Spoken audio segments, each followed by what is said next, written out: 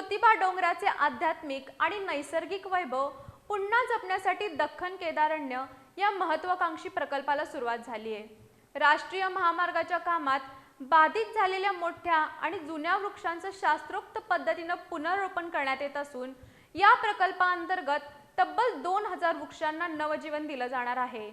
पन्हाळा तालुक्यातील वाडी रत्नागिरी इथं झालेल्या या कार्यक्रमाचा आढावा घेऊया व्हिडिओ रिपोर्टमधून। ज्योतिबा डोंगराचं निसर्ग सौंदर्य आणि देवराई पुन्हा जिवंत करण्यासाठी दख्खन केदारण्य प्रकल्पाची प्रत्यक्ष अंमलबजावणी सुरू झाली आहे।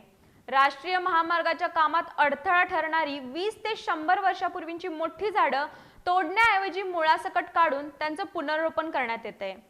या उपक्रमाचा शुभारंभ आमदार डॉक्टर विनय कोरे यांच्या हस्ते करण्यात आला। या वृक्षांचं संगोपन आणि संवर्धनाची जबाबदारी संबंधित एजन्सीवर निश्चित करण्यात आली असून प्रशासन आणि देवस्थान समिती यावर लक्ष ठेवणार आहे।